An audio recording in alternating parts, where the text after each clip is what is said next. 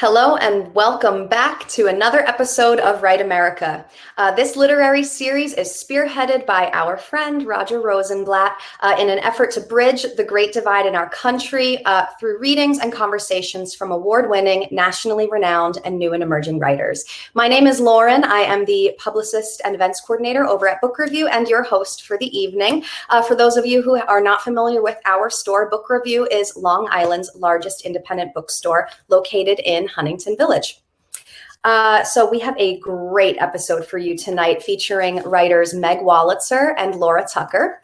So if you missed last week's episode with Susan Minot and Tayimba Jess, you can go back and watch the recording at any time right here on our Crowdcast channel. Tonight's episode is also recorded, so if you happen to miss something or know somebody who couldn't attend live tonight, you can always share the link with them that got you here, and that's how you can watch the replay. And one last thing before we get on with the evening tonight, there is a really big congratulations in store for one of our own writers, Natalie Diaz. She just won the Pulitzer Prize for Poetry for her book Post-Colonial Love Poems. So congratulations, Natalie. That is huge, huge, huge. So don't forget, we have a limited quantity of signed copies of Post-Colonial Love Poem available for purchase at bookreview.com. So definitely want to go check that out. Now, before we get started, just a little bit about Crowdcast so that you all know how the event works tonight. First off, there is a button right down here that'll bring you to bookreview.com where you can purchase signed copies of the author's books tonight. There is also a button down here that says ask a question. If you have a question for Meg or Laura during the event, just drop it down below. You can also drop it in the chat, which I see some of you have found. You can drop your questions in there too, and I'll pull them in there. We're going to do a Q&A at the end of the event. And that's how it works. So let's get the show on the road here. Our first reader tonight is Meg Wolitzer. Meg's many novels include The Female Persuasion, The Interestings, The 10-Year Nap, and The Wife, which was made into a film that garnered Glenn Close an Academy Award nomination. Meg has also written books for young readers and was the guest editor of the Best American Short Stories of 2017. She co-founded and co-directs Bookends, a year-long non-degree intensive in the novel as part of the MFA program in creative writing at Stony Brook, Southampton. So please welcome to the screen, Miss Meg Wolitzer. Hi, Meg. Hi, Lauren. How are you? Thanks for having me. Thrilled that you're here with us tonight. I can't wait to hear what you have for us. I'm going to leave you to it. Thank you. Thank you. And thanks to Roger for inviting me, and not only that, for putting this whole thing together. And I love that you call it an episode. I feel like, oh my God, tonight the special guest star will be Agnes Moorehead. It's like a sitcom that I'm part of. So with that in mind, I thought I'd read something with a little bit of piquancy about it. I thought I would read the very beginning of my old novel, The Wife, which is different from the film, if you saw the film. And I'm just going to start from the top and go till I run down the clock on how much time I have. So here's the very opening of The Wife. The moment I decided to leave him, the moment I thought, enough. We were 35,000 feet above the ocean, hurtling forward, but giving the illusion of stillness and tranquility. Just like our marriage, I could have said, but why ruin everything right now? Here we were in first-class splendor, tentatively separated from anxiety. There was no turbulence and the sky was bright, and somewhere among us possibly sat an air marshal in dull traveler's disguise, perhaps picking out a little dish of oily nuts or captivated by the zombie prose of the in-flight magazine. Drinks had already been served before takeoff, and we were both frankly bombed, our mouths half open, our heads tipped back. Women in uniform carried baskets up and down the aisles like a sexualized fleet of Red Riding Hoods. Will you have some cookies, Mr. Castleman? A brunette asked him, leaning over with a pair of tongs. And as her breast slid forward and then withdrew, I could see the ancient mechanism of arousal start to whir like a knife sharpener inside him, a sight I've witnessed thousands of times over all these decades. Mrs. Castleman, the woman asked me then, in afterthought, but I declined. I didn't want her cookies or anything else. We were on our way to the end of the marriage, heading toward the moment when I would finally get to yank the two-pronged plug from its holes, to turn away from the husband I'd lived with year after year. We were on our way to Helsinki, Finland, a place no one ever thinks about unless they're listening to Sibelius or lying on the hot, wet slats of a sauna or eating a bowl of reindeer. Cookies had been distributed, drinks decanted, and all around me, video screens had been arched and tilted. No one on this plane was fixated on death right now, the way we'd all been earlier when, wrapped in the trauma of the roar and the fuel stink and the distant braying chorus of furies trapped inside the engines, an entire plane load of minds, economy, business class, and the chosen few, came together as one and urged this plane into the air like an audience willing a psychic spoon to bend. Of course, that spoon bent every single time, its tip drooping down like some top-heavy tulip. And though airplanes didn't lift every single time, tonight this one did. Mothers handed out activity books and little plastic bags of Cheerios with dusty sediment at the bottom. Businessmen opened laptops and waited for the stuttering screens to settle. If he was on board, the Phantom Air Marshal ate and stretched and adjusted his gun beneath a staticky little square of Dynel blanket, and our plane rose in the sky until it hung suspended at the desired altitude, and finally I decided for certain that I would leave my husband, definitely, for sure. 100%. Our 3 children were gone, gone, gone, and there would be no changing my mind, no chickening out. He looked over at me suddenly, watched my face, and said, "What's the matter? You look a little something." "No, it's nothing," I told him. "Nothing worth talking about anyway." And he accepted this as a good enough answer, returning to his plate of Toll House cookies, a small belch puffing his cheeks out frog-like briefly. It was difficult to disturb this man. He had everything he could possibly ever need. He was Joseph Castleman, one of those men who own the world. You know the type I mean, those advertisements for themselves, those sleepwalking giants roaming the earth, knocking over other men, women, furniture, villages. Why should they care? They own everything, the seas and mountains, the quivering volcanoes, the dainty, rustling rivers. There are many varieties of this kind of man.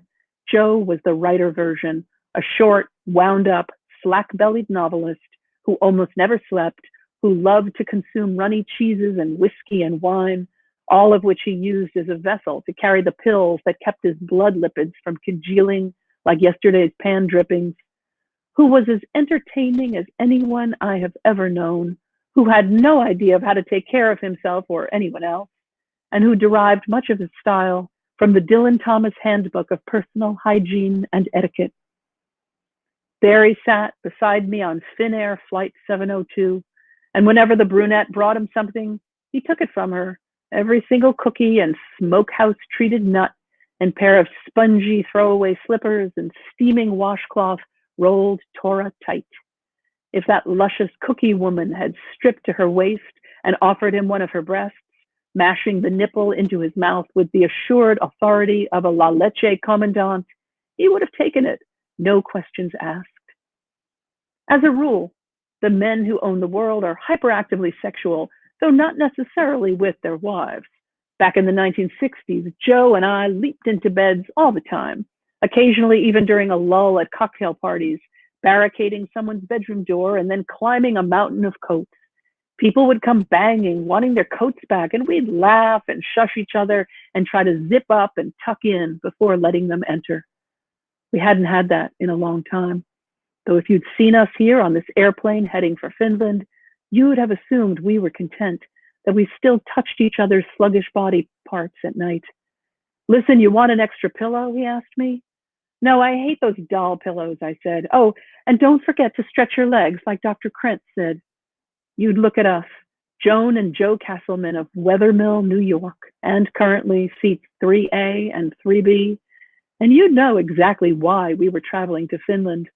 You might even envy us, him for all the power vacuum-packed within his bulky, shop-worn body, and me for my 24-hour access to it, as though a famous and brilliant writer husband is a convenience store for his wife, a place she can dip into any time for a big gulp of astonishing intellect and wit and excitement. People usually thought we were a good couple, and I suppose that once, a long, long time ago, back when the cave paintings were first sketched on the rough walls at Lascaux, back when the earth was uncharted and everything seemed hopeful, this was true. But soon enough, we moved from the glory and self-love of any young couple to the green algae swamp of what is delicately known as later life. Though I'm now 64 years old and mostly as invisible to men as a swirl of dust motes, I used to be a slender, big-titted blonde girl with a certain shyness that drew Joe toward me like a hypnotized chicken. I don't flatter myself. Joe was always drawn to women, all kinds of them, right from the moment he entered the world in 1930 via the wind tunnel of his mother's birth canal. Lorna Castleman, the mother-in-law I never met, was overweight, sentimentally poetic and possessive, loving her son with a lover's exclusivity.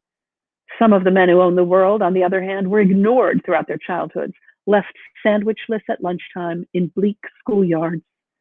Lorna not only loved him, but so did her two sisters who shared their Brooklyn apartment, along with Joe's grandmother, Mims, a woman built like a footstool, whose claim to fame was that she made a mean brisket. His father, Martin, a perpetually sighing and ineffectual man, died of a heart attack at his shoe store when Joe was 7, leaving him a captive of this peculiar, womanly civilization. It was typical, the way they told him his father was dead. Joe had just come home from school, and finding the apartment unlocked, he let himself in. No one else was home, which was unusual for a household that always seemed to contain some woman or other, hunched and busy as a wood sprite. Joe sat down at the kitchen table and ate his afternoon snack of yellow sponge cake in the moony, stupefied way that children have, a constellation of crumbs on the lips and chin. Soon the door to the apartment swung open again and the women piled on in. Joe heard crying, the emphatic blowing of noses, and then they appeared in the kitchen, crowding around the table. Their faces were inflamed, their eyes bloodshot, their carefully constructed hairdos destroyed. Something big had happened. He knew this, and a sense of drama rolled inside him, almost pleasurably at first, though that would immediately change. Lorna Castleman knelt down beside her son's chair as though about to propose. "Oh, my brave little fella," she said in a hoarse whisper, tapping her finger adhesively against his lips to remove crumbs. "It's just us now." And it was just them, the women and the boy. He was completely on his own in this female world. Aunt Lois was a hypochondriac who spent her days in the company of a home medical encyclopedia, poring over the sensual names of diseases. Aunt Viv was perpetually man-obsessed and suggestive, forever turning around to display a white length of back revealed in an unclenched zipper's jaw. Tiny, ancient grandmother Mims was in the middle of it all, commandeering the kitchen, triumphantly yanking a meat thermometer from a roast as though it were Excalibur. Joe was left to wander the apartment like the survivor of a wreck he couldn't even remember, searching for other forgetful survivors. But there were none.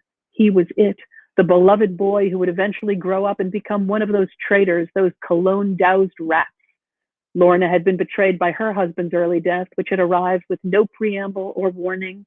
Aunt Lois had been betrayed by her own absence of sensation, by the fact that she'd never felt a thing for any man except from afar for Clark Gable, with his broad shoulders and easy grip during sex jug ears. Aunt Viv had been betrayed by legions of men, sleepy, sexy, toying men who telephoned the house at all hours or wrote her letters from overseas where they were stationed.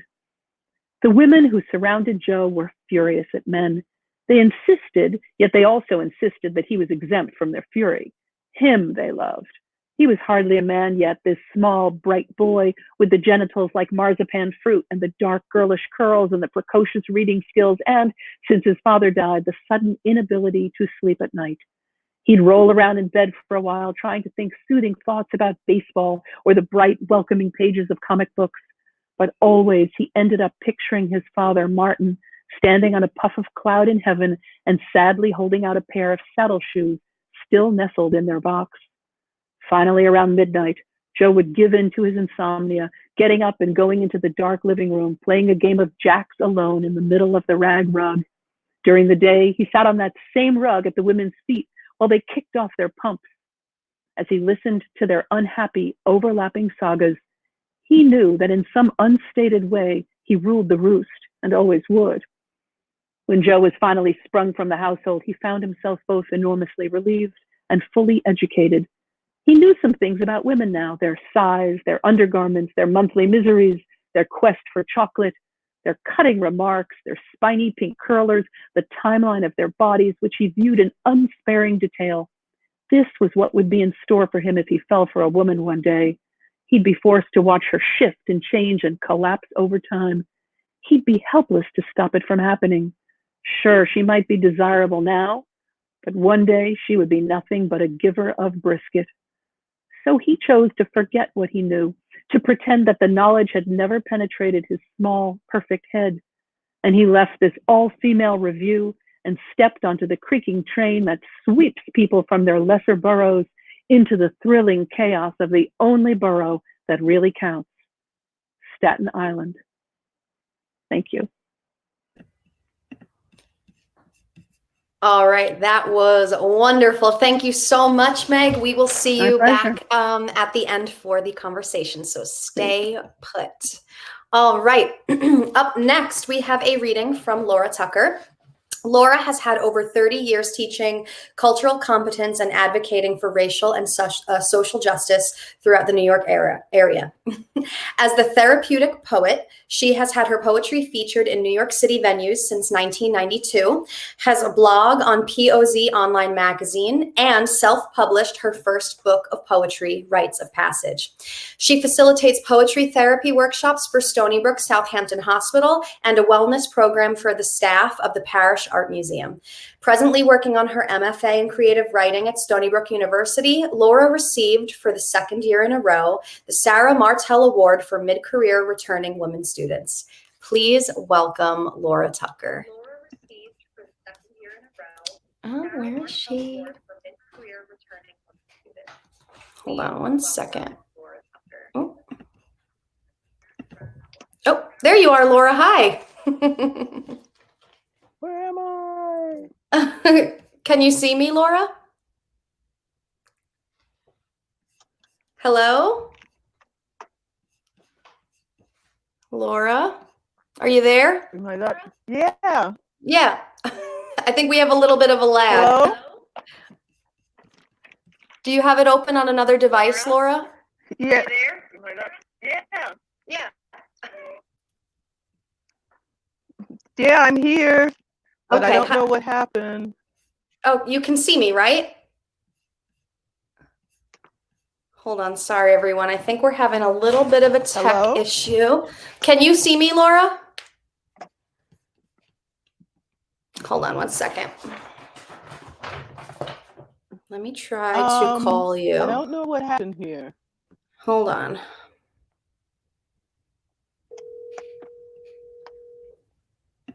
One second. We're going to try something real quick. Hello. Hey, Laura, I just closed you out and I'm going to invite you back in, okay? Okay. All right. Give me 1 second here. There you are. Okay. Do you see the request? There you go. Okay. Technical things. It's just wonderful. Okay. Hi. All right. Just a little glitch to get the blood pumping, and I'm going to leave you to it, Laura. Thank you. Oh, thank you. Thank you, Lauren. And thank you, Roger, for this wonderful series and giving me this opportunity. I'm going to read a part of a short story that I had written and then 2 poems. And I want to start out with this. It's untitled. Sarah was trying so hard to mind her business, like every seasoned New Yorker waiting for the A train. It was rush hour, and she was jockeying for position on a crowded J Street Metrotech platform. Standing about 2 bodies away from the track ledge, she kept a keen eye around her turf, that personal space that scientists say can be tolerated in crowds, and was monitoring her backpack like pocketbook slung on one shoulder. Unfortunately, typical of NYC mass transit at 4 p.m., Sarah's turf was in conflict with other commuters' space, personal or otherwise. Tired and in some discomfort, she was too through. The plantar fasciitis in her left foot was starting to kick in. Her pocketbook, slung on her shoulder and leaning toward her back, was not staying on the hump she made by shrugging. Not to mention it was heavy, which was not unusual. A new batch of commuters fell into the platform from the staircase. Personal space be damned. Someone started leaning on her bag.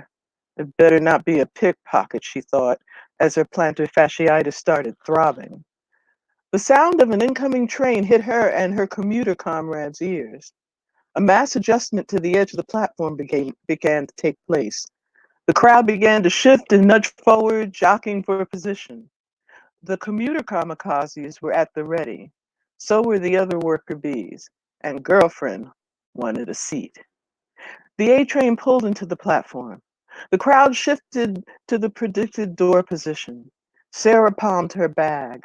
Her eyes locked into the door that she and 20 others claimed. Then it was spotted through the windows. Seats! Some, but something was not quite right. As the doors opened, the rush of people into the car was like the water velocity of a fire hose. She went with the flow, practically aiming her bag and her behind toward an available void. But the flow made a detour, and with Sarah being distracted with butt and bag, she inadvertently went against the stampede and grabbed a seat, not exactly where she anticipated. She then noticed the crowd went left when she went right. Oh well. Pulling the bag off her shoulder, setting it down at her side, she noticed she ended up sitting next to a woman who was not in business attire and had an unusual set of baggage. She flipped it off. She had to obey her body, yelling, "Sit down!" And she did, using some of that turf she claimed on the platform. Quickly, Sarah did an environmental scan. She was exhausted, but her spider senses were up. She has her bag. The woman looks a bit off, but no one smells. Then, like the Doppler effect, the lady proclaimed her manifesto. Fuck all you motherfuckers! Sarah's eyes rolled straight up to the heavens. It hit her like lightning. Her nerves shifted into overdrive, somewhere between why me and code red. Then she felt all the sympathetic and spiteful eyes in the train glance, gaze, and glare her way. Some tried to look past her, but there was nothing else to see, being the woman cleared out the back third of the subway car. You don't know me! Yet Sarah knew her well. She attempted to move her bag to the other side of the woman without causing any attention. It didn't work. The woman, wrapped in a worn-out winter coat on the first summerish day, and her hair wrapped in fabric that looked over recycled, noticed Sarah's awkward move in her periphery. She slung and cocked her head to the side and looked at Sarah as she completed her motion. Why are you moving that bag? I ain't gonna steal nothing from you. Her eyes scanned Sarah up and down. You have a problem with me? Sarah, without missing a beat, shifted her body to face the woman respectfully and smiled. To tell you the truth, I was so focused on getting my tired behind in the seat, I thought I was disturbing you. Sarah leaned in slightly. Like colored dye dissolving in water, the woman shifted her body and attitude toward the placid middle-aged black woman. Her face showed Sarah the cautiousness and wretchedness of her existence. Her dark eyes reflected her low expectations, but a glint in those same eyes proclaimed her resilience. Her wrinkled brow let everyone know she wasn't happy. Sarah continued, I have been standing way too long and my feet are screaming at me. There was a pause. Riders in close proximity swung their attention to the two black women. How was this gonna play out? Oh, I know that feeling, the lady affirmed. Her eyes smiled at the realization she was entering a conversation. I once had to stand from Coney Island to 145th Street after I was discharged. Even though I had a hospital bracelet, no one gave me a seat. With a sigh and a sympathetic shake of head, Sarah responded to the lady as if she was sharing a secret. My lady, what New Yorker would give anyone a seat? They wouldn't give up a seat even for the Queen of England. Milady giggled, then let out a chuckle, placing her hands over her mouth as if she was a coquettish ingenue. Then she stuck her head up and over Sarah, giving the other commuters a glare. Yeah, especially these snot-nosed, self-righteous mother. Nah, Sarah attempted to lower my lady's blood pressure by diverting her attention. They are just like me. Their feet hurt, they wanted a seat, be invisible, and make it home. My lady quickly settled back down, shifting her bags around her. They treat me like I'm invisible, my lady pouted. They're afraid to look at each other. How are they going to see a strong black woman like you? Sarah retorted with a smile. I see what you mean. My lady gave Sarah her tooth-scattered smile. Sarah used her indoor, but on a subway voice to set an example. And we won't let them in on our secret. Putting her finger on her lips to indicate there's no need to talk out so loud. Sarah, with a scrunch of her nose and a blink, gestured toward the crowd. We're gonna out-lady those ladies, right? My lady's eyes sparkled. She got it. Those unwoke people don't know, but they do. Straightening herself up, pulling her two bags closer to give others room, she opened up a space so when the doors opened at the next station, one woman sat on the other side of her, and one woman stood in front of her bags. Realizing that the new passengers had no clue of her earlier demeanor, my lady presented to her neighbors a grin and a gesture that made them realize she was trying her best to mind her business. She received a smile and a couple of New York thank yous, a swift nod. The two women conversed from Hoyt and Skimmerhorn Station to Broadway, East New York. My lady shared with Sarah about being an inpatient at one of the city hospitals and being discharged to her apartment with two bags and a one-way Metro card. From Nostrand Avenue, Utica Avenue, she chatted away, occasionally glancing over Sarah's shoulder, watching people who witnessed her subway synergy respond with pleasant surprise. As the express train passed Rockaway Avenue, my lady noticed her stop was coming and looked at Sarah. Gotta get ready for the next stop. She started grabbing her bags and pulling herself up with the pole, chatting about her ritual to get back into her apartment and see her case manager. She pivoted to Sarah and smiled. And I'm gonna make sure I take my medicine. You go, girl, Sarah quietly cheered. My lady scooted to the door as the train completed its stop. She looked over her shoulder. It truly was a pleasure meeting you. And you too. Take care of yourself, my lady. She dragged herself and her bags out the door, but turned around as the doors closed and gave the royal wave. The next two, I'd like to share are poems. Um, this poem, I'm just going to give you the date. The title of the poem is April 3rd, 1968. Lorraine, welcome the king and his court. With Gideon Bibles in the drawers, ice in the buckets. Highly noted in the Green Book, Lorraine made sure they felt welcome, with sheets folded down and hermetically sealed soap on the vanity. Lorraine, the quintessential hostess, briefly held him and his dream, gave them respite, even just for one night. Memphis was his mountaintop. He told her he'd be back, having something to prove in a city of two worlds. Proud men as human billboards, reminding narrow minds they too are American, facing men with centuries of disdain, groupthink of poisoned minds, incensed that the service class deserved to be served. Lorraine knows of service, available all night, guaranteed safe after sundown. Yet, in 24 hours, what Lorraine had to do would be more than hanging towels and fluffing pillows.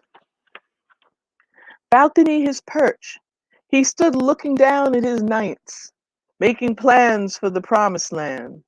Sun in his eyes, he vowed to return, leaving Lorraine his disheveled sheets, smoldered cigarettes in the ashtray, dreams scattered across the floor.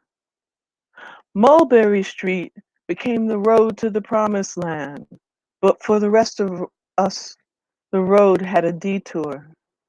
Like lemmings, we veered off the cliff. We all fell when his throat was pierced by white-hot hate speeding through the CONTELPRO crosshairs, right in front of Lorraine. Lorraine didn't want the attention or fame, nor the responsibility of cleaning his blood and brains. She knew nothing would ever be the same.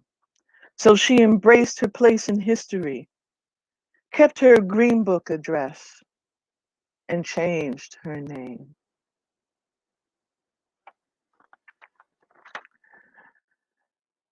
The next poem, I know there are some people out there, this is for you.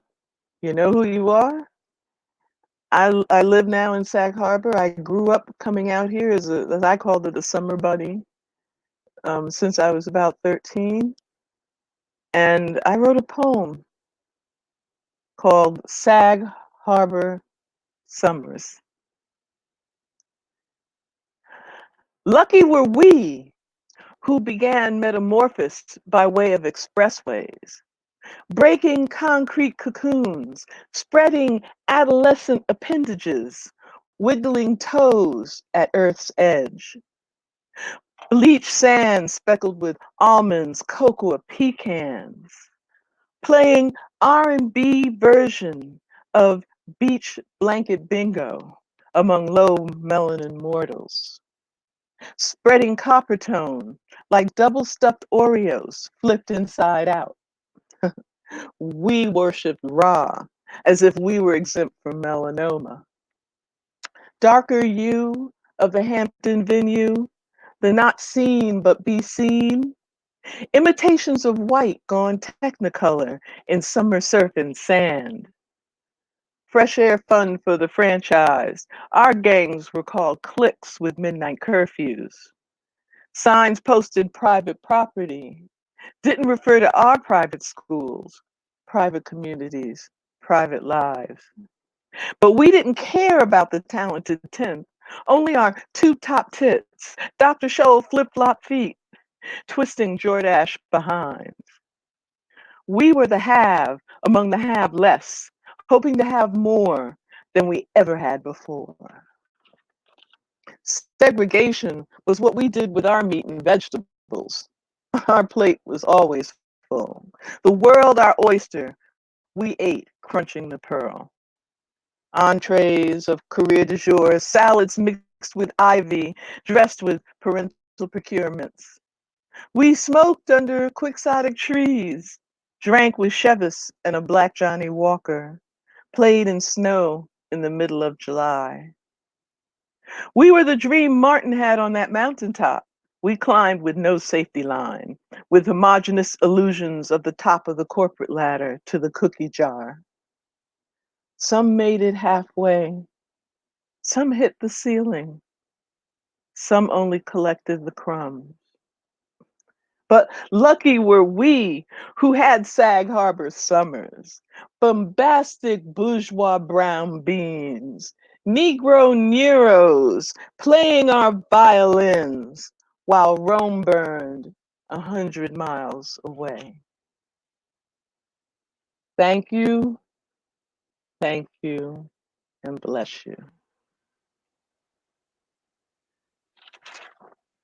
That was just so powerful. I'm in a state of excitement. I wish, this thing about Zoom is you can't feel the audience, except I do feel the audience now for you. So that was wonderful. Thank you for that. Thank you. Like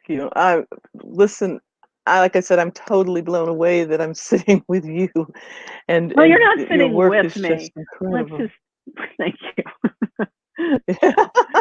I'm zooming. I'm crowd sharing You're with you or crowdcasting. whatever. No, but thank you, Lora. No, it's a pleasure to learn about your work, and I want to read more of it immediately, which is, I think, certainly what readings can do, and what books do, and what stories do. Right? They make you want more. They create more. Right? Yes. Mathematical. Yes. And I have to say that I'm I'm a neophyte in a sense of getting to read a lot of things, but when I started reading excerpts and things of your work, especially the female persuasion, um, and also part of the white, your voice is so universal. I mean, here I'm sitting as a Black woman, and I can feel completely how it is to sit on a plane next to someone you just don't want his elbow to even touch you at this point in your life. And I love getting inside her head. That's the way I write, I guess. I'm just like, I want people not only to understand who or what is going on, but to really, especially, get inside my head and know what's churning. Well, So first that of all, thank you. The word universal, I'll take it. Hey, hit you up for a blurb with that one. But in terms of, reading about Black women's experiences in your work too, which threads through it so beautifully, I wanted to ask you about this past year and racial justice movement and how that's affected your work with this sort of surge of that going on with the protests. Has it affected your work in a really profound way? oh gosh, yes. Can Yeah. you? I'm so curious about that. Well, for one, I started school right in the middle of the pandemic. Oh, really? So, and I'm glad I did because it gave me emotionally, and being a psychotherapist, it's like you know how to handle other people's emotional upsets and trauma. But I had to, it's like healer. I had to take care of myself, and I was completely, and I still am traumatized Yeah. over what's going on. And it's not only the illness, not only the disease, but it was the disease of racism and hatred. And I'm a history wonk and a I'm a political wonk. I had to stop watching the news because it seemed like every single day someone that looked like me that was either dying or being completely dehumanized. And it was scary. And I was glad I was in school because I was around, well, Zoom. I still, there's still some, I mean, I'll accept any type of relationship, whether it be from Zoom or face to face. But I felt embraced, and I felt that I had a community that understood me in terms of my writing. Yeah. I mean, that's the thing about writing, of course, is because we do it alone, but we're responding often to collective experiences.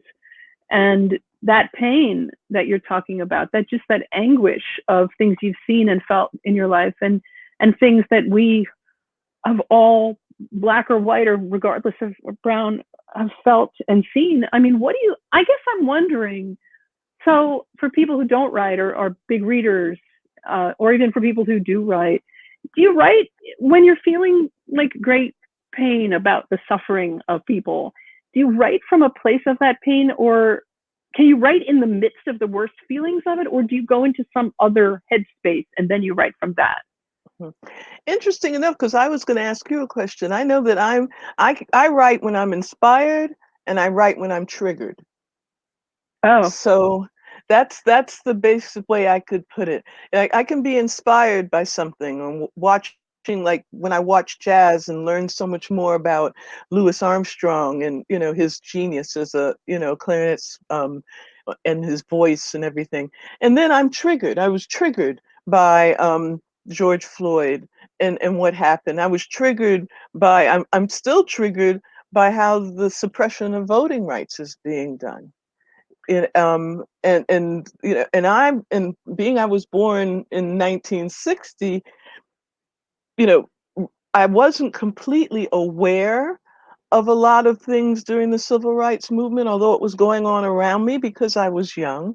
So then as I got older, I started feeling that. So I look at things now, and a lot of things I've been writing in the past year are based on the things that have triggered me.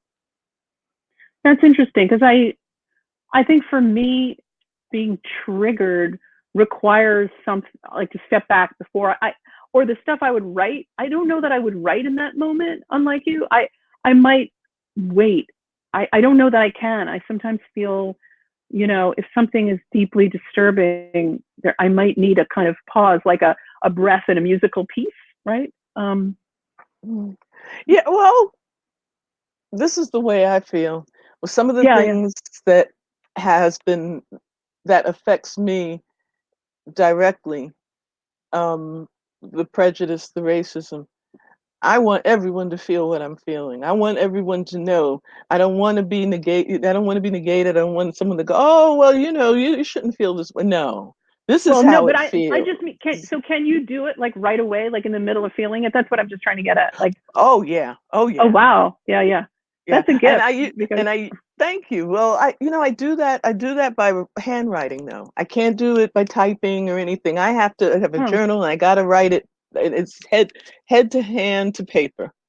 you mm-hmm, know and yeah, it comes, and if I don't do it, it sits and it festers. yeah. So I'm now learning how to do it more in prose than I did in poetry. So that's the one thing. I mean, I've Yeah. it's but yeah, but I see that, funny enough, I kind of see that in your writing too. That, I mean, eloquent metaphors and the like, but still I can feel that hat pin stabbing me when Oh, it, good. And it was yeah. a hat pin. I'm glad you were able to to find my weapon of choice. The hat pin, the writer's hat pin. Uh, no, it's weird. It's like sometimes writers just need to be in the right place. Sometimes you can't do anything but write. For me, this horrible year, when I could write, I knew that, I mean, that was a way, I don't know if it's a way out or if it's a way in. It really depends on how you look at it, right? I mean, Mhm. writing, I mean, this was such a, traumatic year for most people, everybody, but those of us who have had experiences that were particularly traumatic this year, I think writing, it is cathartic, but also I think for me, it's a way of organizing pain, not releasing it necessarily, but maybe Mm, organizing it, putting it in little containers of some sort. mm. I, I I I get that. I get that. I guess I do that in editing.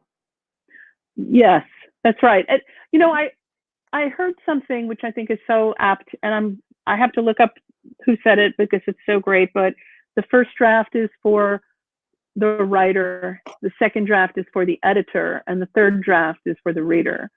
And that speaks to me very much, because I think the first draft, what that means is you're responding to being, as you said, inspired or triggered. This is like what you want when you start writing. It's what you need.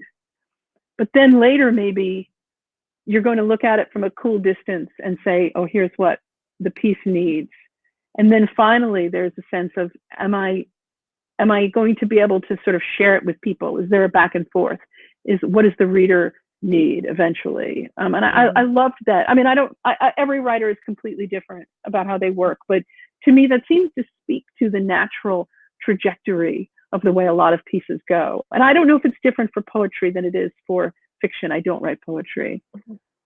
Oh, well, tell you the truth, I think both. And I just think it's just the power of the piece, no matter how it comes. Because Sag Harbor Summers, for one, is a poem that I started writing on the beach with all of my friends that were there. And it was just like, God, how lucky we are, how blessed we are, and then I started realizing that there are people who don't really know about Blacks who have money and buy second homes and enjoy privileges. It's just the intersectionality of everything is that privileges may hit a ceiling of some sort, but we still, as kids, thought that we were privileged. Yes. Didn't think about it. And I think I think that's what I get out of it, is that the need to like I was in Luis Reyes Rivera's workshop, and one thing someone said was, you got to cut and bleed all over the paper. And some people go, ew, ew, and I'm like, no. I'm like, well, what about Lorraine? Was that something you worked on for a long time? Wow, now see, that was something, not a long time, but that was something that kind of started when because because of Martin Luther King's everyone talked about Martin Luther King saying the speech that last night. But what happened when he went to the hotel? What happened? And I felt that hotel had the walls, only if the walls could talk. That's right. And it inspired, and I can't remember. Oh goodness, there was the play that The was Mountaintop. huh? Is it the Mountaintop? The Mountaintop? Do you mean? Yes. Yeah, yes, by Tori Hall, right? Who just won the Pulitzer Prize. Yes. Yes, Yes. that's right. Yes. That's what inspired me. And I saw I that. wondered about that. That's right. That's what inspired me, and I still need to make a trip to the It's Civil a Rights museum, right? Museum. Yeah, yeah. But the what I saw on the thing, and then the description a friend of mine told me after she visited, it was like, you mean Martin Luther King smoked cigarettes? All of these things that made him a human being were never really presented, and and I wanted to switch the human being and I wanted to personify the space he was in. I feel sometimes like what we do, what writers do. I mean, writing fiction or poetry are things that don't have to reside purely in the factual. It's those small moments that humanize great figures, or complexify, if that's a word, or complicate, rather, I believe is the real word. Complicate something, sort of muddle it up, make it more nuanced, make it not one thing or another. I think I've noticed, actually, with my students over the years and reading a lot. Do you feel this way? I mean, what a loaded question. Do you feel this way too? But you may not. There's an uneasiness in the best work that I read. There's always often like an uneasiness that I feel, or that resides in the work somehow. Yeah, yeah, I think so. With me, I think the angst comes from years and years of wanting to do just this right. and follow my bliss and let people know. I mean, this is writing is my legacy in a sense. You know, I don't have Yeah. children, you know. Um, go back to school at 61. I mean, not teach, but be a student at 61. I switched the numbers over. I feel like I'm 16, you know. It's candy for me. It's but then there's that anger and everything and that and I see that with a lot of students now because there's a lot of stuff going on. Things aren't, things aren't little birds chirping and flying and you're hearing all the beautiful sounds and things are really rough and raw right now. Yeah. And I always like to put resilience and perseverance in front because honestly, in terms of what I've been exposed to, um, and also in my professions, as a social worker, that's one reason why I wrote the story. And I would love to have an idea of what to call the title of the short story. And Oh, there's I more. love. And there, Yeah. no, go ahead, go ahead. I love thinking about titles. Will you send it to me? I'll try to brainstorm. Not that Oh I'll. yes, Yeah. no, I'd love it because Maybe your listeners have some ideas. That would be good. yeah. Yes, that's what I was thinking too. If you have any ideas out there of how to title that the first story I read, there's a little more to it too, but I said that I'm not going to read that and said everyone can get it when it gets published. But but that's, I want to there's an anger in these times. There's a disappointment in these times, but there's always a hope. And I think that with me, I lean on my ancestors. And why do I say that? Because I can go back generations to the early slaves in Virginia and everything being sold. And I can't imagine waking up every morning thinking that I am owned by somebody and someone can do Mm, whatever they want to me. that's right. So that anger, that generational anger is still in me. Because even though I sit and I go, I have that same anger that someone could not see when I was 9 or 12 or 18, that I should have been a poet, that I should have been a writer. But see, I had to get a job to pay the cover to take care of myself because that's Yeah. the way you did it. There were certain things that were have tos because it's like ain't nobody gonna take care of you but you. I wasn't nurtured in that. Yeah. So those things come up. Like it's like someone, I guess, um, having abuse in their life and having to squash it and hold it, and it just builds and becomes a syndrome until they have to get it out. I feel like the despair that you're describing,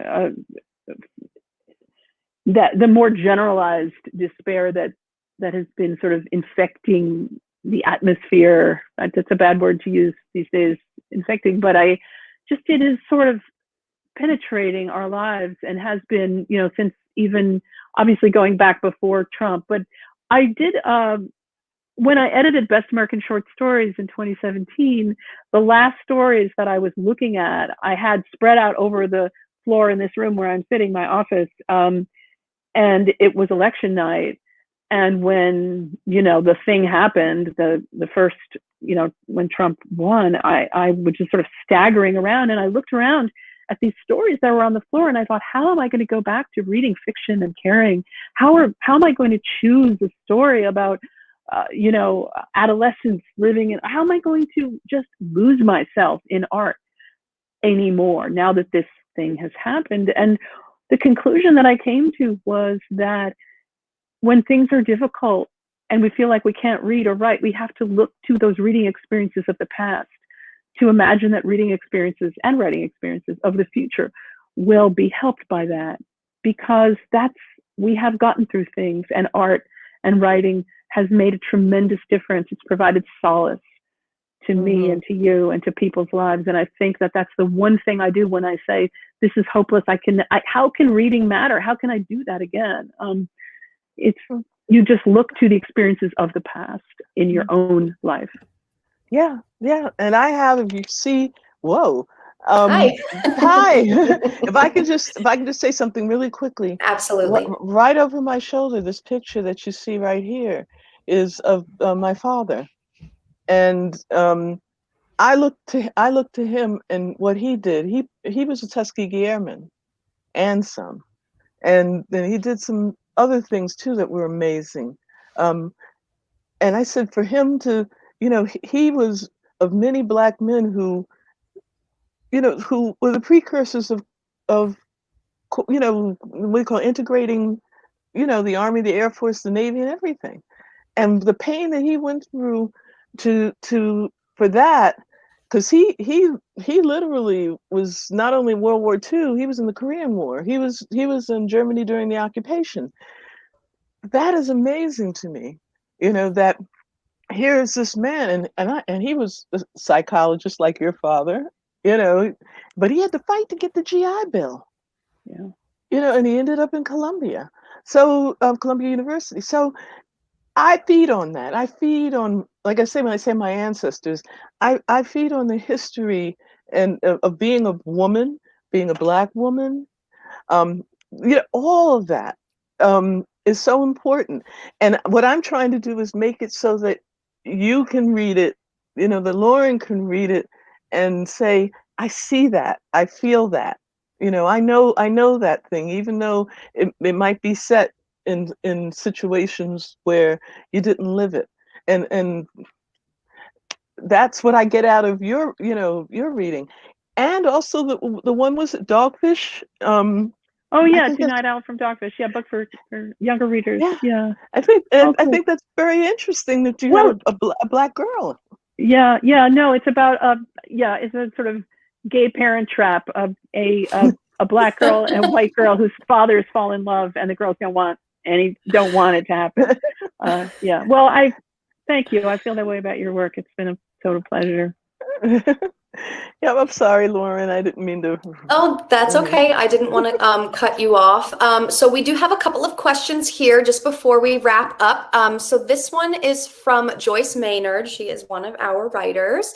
So this one is for Lora. She wanted to ask, she says that you've done an extraordinary job of telling the story of the Lorraine Motel, the fresh air experience of a Black child in a white world. So she wants to know, what is the story that you yearn to tell now? What is the untold story of today? The story I want to tell now is about my father, because he went to his grave with secrets, but he was amazing, and what he did, I was amazing. And what I'm finding out is that, well, I'm going to share just a bit. He was in espionage. He was part of the SS, and and I think he was a part of Operation Paperclip, getting Jewish scientists out of Germany during the time that they were doing, Write it. Yeah. Yeah. I want to read that book. That is why I'm at Stony Brook. That is exactly why. I mean, I have other things that I want to write, but that is why I'm at Stony Brook, to do that. That was my dream. It still is. And it's in the whole adventure of me getting to this. And if it wasn't for me being at Stony Brook, I don't know if I would have the nurturing, the space, the opportunities, or the resources to do something like that. Mm-hmm. Well, I can't wait for you to finish writing that, because I can't wait to read it. Oh, thank you. And then this one is just a fun question that I'm going to end with. What is one, and this is for both of you, what is one book that you wish that you could have the experience of reading for the first time again? Ooh. It's a hard one. Oh my I know. God. I'm sorry. I know we have like no time. We have no time, but well, I would say maybe To the Lighthouse, because Virginia Woolf language and the way she wrote was so radical and exciting and new. And to read it with, I read it for the first time in classes in high school and college, but to sort of read something, to have somebody hand you something that's exciting and different and not have any historical basis for it, not to know about the Bloomsbury group and all of that. I wrote journals when I was growing up. I sort of wanted to be kind of like a Long Island branch of the Bloomsbury group. I kept a journal, and I got really bored with it after a while. So I went back and I was like, oh shit, I didn't write on it for pages. So I went back and I wrote, nothing happened today, in case I became a writer one day and somebody found my journal. But I think something like reading Virginia Woolf for the first time would make me not only want to write, but want to read. And that is the power of reading, to want to read more and more and more. I think that would be thrilling. Mm-hmm. What about you, Lora? Ooh, wow. Did I freeze? You're good. You're good. Good. Mine is a more contemporary person, Colson Whitehead, Underground Railroad. Mm-hmm. When I first read it, it was like, blew my mind. And it gave it's like an Octavia Butler type-ish historical thing. And I want to sit down and read it again. I almost want to lock myself in a room and just read it again, because it just took me. I'm watching the series, but the book I was just sucked right in. And that's I love Colson's writing, and I think that he's going to, when he's going to be that voice of the era, 100, 200 years from now. That's how I feel about his writing. You heard it here first, folks. So I want to thank you both for being here this evening. Thank you, Meg and Lora, for participating. I want to thank everyone who tuned in tonight on this Monday night, and of course, to Roger Rosenblatt for dreaming up this series for us all, so we had something to do on Monday nights. Don't forget to click the button below to visit bookreview.com to purchase signed copies of Meg's books. And hopefully, Lora, you publish that book and we can carry signed copies of yours as well. So I hope to see you all right back here next Monday at 7 p.m. for another episode of Write America, featuring Luann Walker, Genevieve Sly Crane, and Jordy Chow. So we will see you next week. Bye, everyone.